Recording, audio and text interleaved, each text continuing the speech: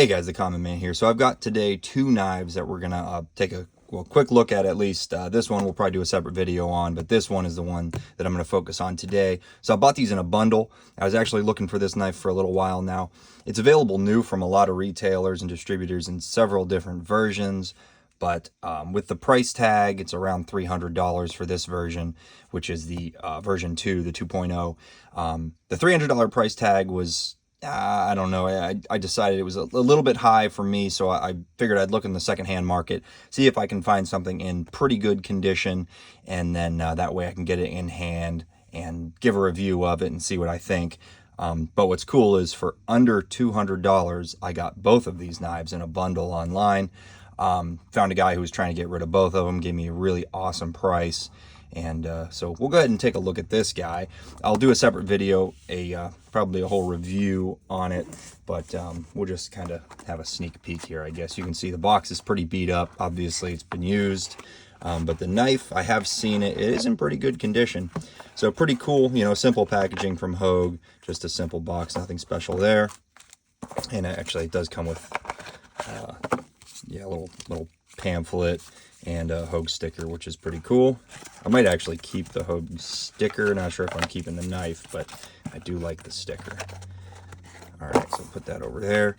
And then pretty cool that they provided a Molly pouch. They actually provided a little Molly holster, which is really sweet. The knife does have a pocket clip, but hey, just another option for carrying. If you carry if you wear a vest, or if you like to put this on a pack or something like that, you have the option. So here is the knife. This is the EXA01A for auto. And let's just make sure that this guy, the safety is off.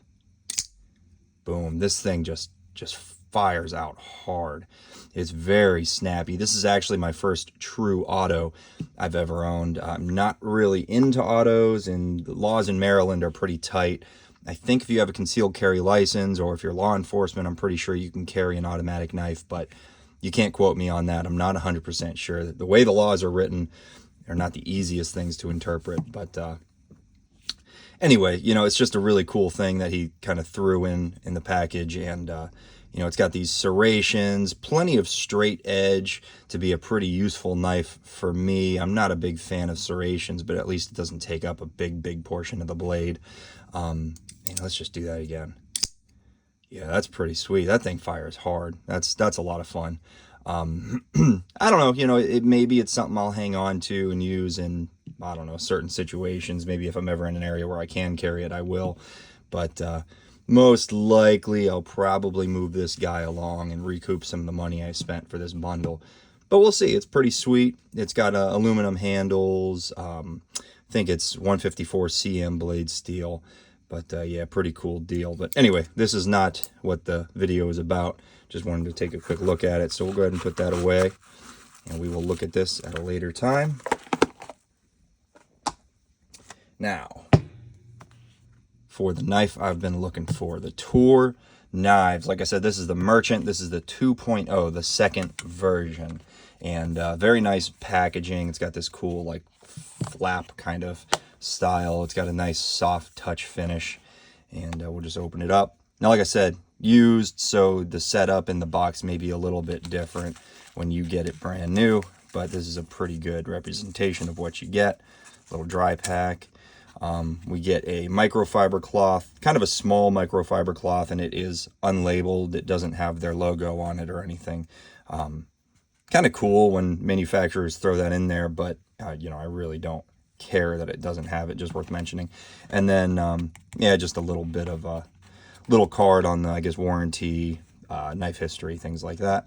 And then nestled in very nicely and very safely is the knife itself. And this is a really nice high density foam. Go ahead and get this out of here. Yeah, really nice packaging. And for the price of this guy, you know, it's nice to get something that looks good, feels good, and protects it well.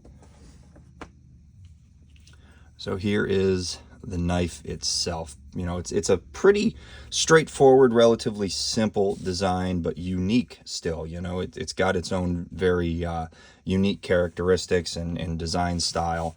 And sorry guys, it's cold in the room that I'm filming in, so this is going to leave some of those like moisture fingerprints. But yeah, anyway, upon first look, it's really nice. It's got the titanium scales on both sides, really nice deep carry pocket clip. And we'll go ahead and just open this guy up. Very snappy action, tuned extremely well. Now this guy, just to be clear, I did open this up and I have carried it a little bit. So this is not my first impression. Man, yeah, it's like I said, it's cold in here and my hands are warm, so just leaving little prints all over. But anyway, really attractive knife. It's got that super sleek, slender, like toothpick kind of style, which is really interesting. It took me a little while to warm up to the design, but I don't know why. After a while, I started really getting drawn to it, and I decided I got to find it. I wasn't sure how I'd feel about it, and that's why I decided I'd look on the secondhand market, because it may not be something that's going to stick around in my collection, and I didn't want to lose a lot of money on it. But yeah, S35 VN blade steel, and I believe it's the same for the first version. Now we'll just go over the difference between this and the first version. I have not handled, carried, I've not seen in person the first version. So what my understanding is, there were some quality control issues on that version of the knife that they must have cleaned up on this knife, because this thing seems to be pretty squared away, and the details are done really well, and it seems like it's been tuned well. So, you know, my understanding, that's the difference between this and the first version, is just overall quality control. And then a big difference, the one that I was you know, really excited about, was this deep carry pocket clip. The first version does not have a deep carry pocket clip. It's got I believe the pocket clip is actually attached up here with 2 screws. And yeah, it's just a shallow carry, just a standard shallow carry clip. So this was very exciting. But overall, the blade shape is really unique. It's got this nice long flat on the edge there, and a lot of the times you see that where it's actually parallel. I'm just going to change the lighting angle a little.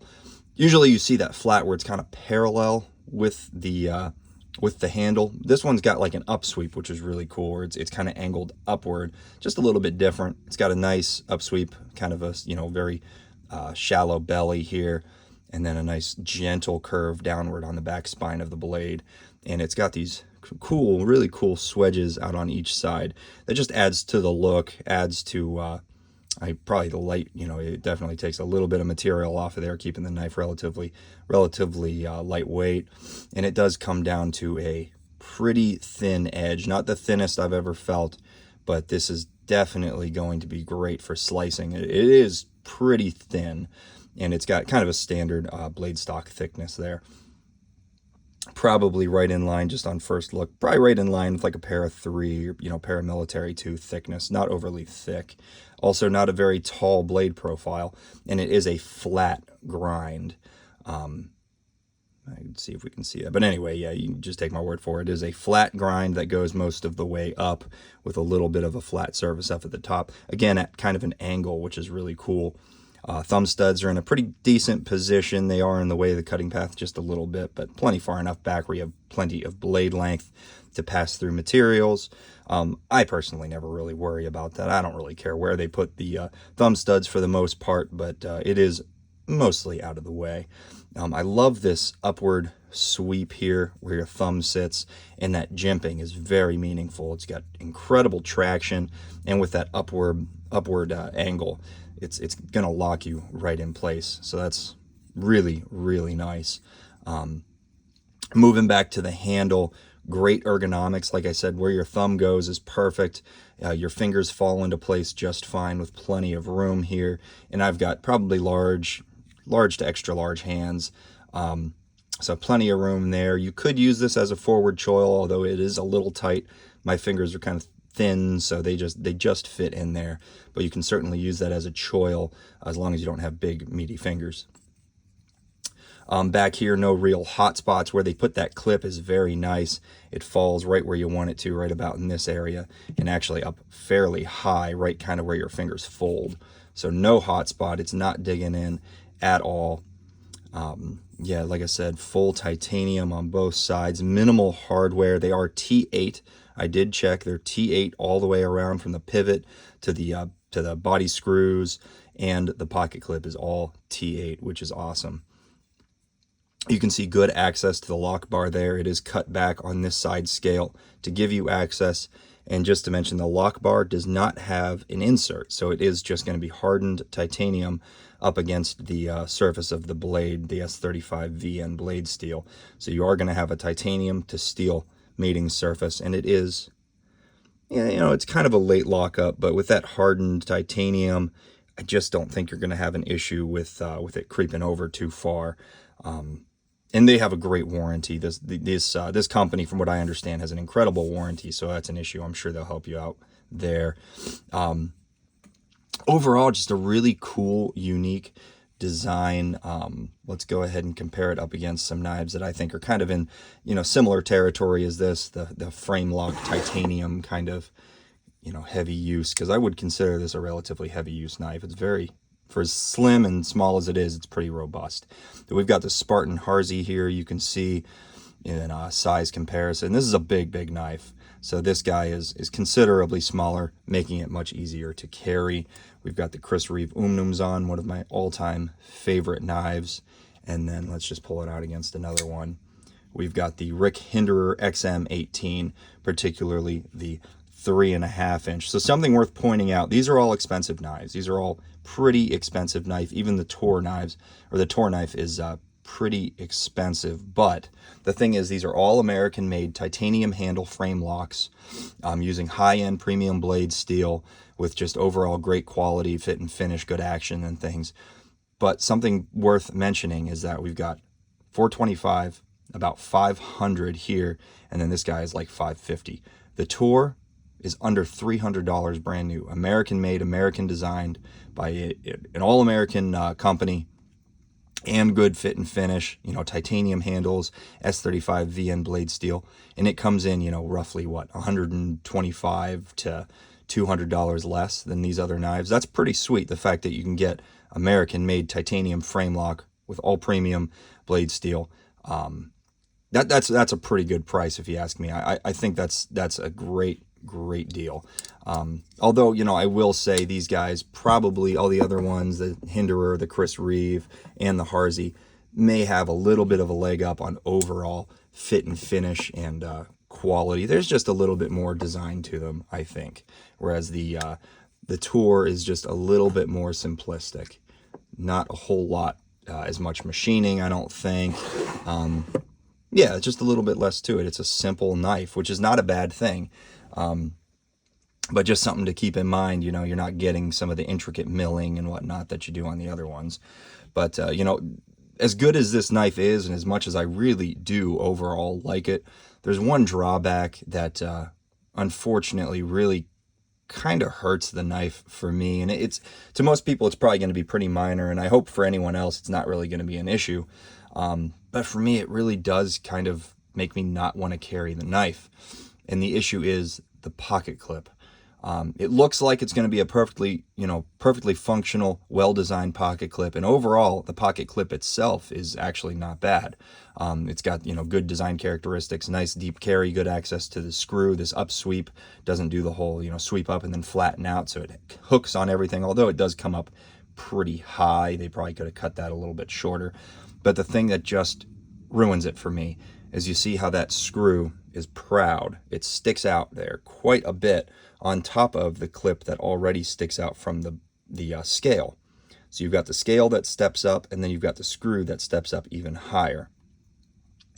Now, the issue is when I put this into my pocket, usually pretty much just if I'm wearing jeans or something with a thicker hem on that pocket, it catches on that screw. And I mean to the point where I have to actually grab the pocket material and the knife and jam it and wiggle it down in to get it fully seated.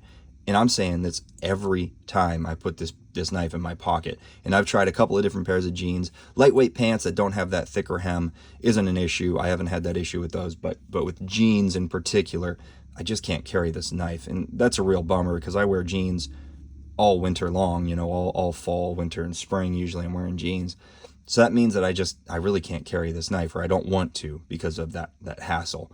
Again, it sounds minor. It sounds like a dumb complaint, but if I have to think that much about putting my knife back into my pocket and work that hard at it, I'm just not going to want to carry the knife when I've got other knives that it just goes in and out without any issues, without even thinking. So unfortunately, that really does make me not want to carry this knife so much. I'd like to see if maybe there's some kind of option where I can put, I don't know, a screw that doesn't have such a tall head on it. I just don't think that's really an option. But as of right now, guys, yeah, I'm just not going to carry this knife much because of that. But again, overall fit and finish, overall quality, and the value, under $300 for American-made titanium frame lock with S35 VN, that's great. You really can't complain there. So, I'm just going to say overall, this is a good knife, a good value, and I would highly recommend it if you want to pick one of these guys up. Just keep in mind that pocket clip issue, and you might run into the same problem I did. But anyway, thanks for watching, guys. If you want to see more of my knife content, please consider subscribing. I'd greatly appreciate it. Take care.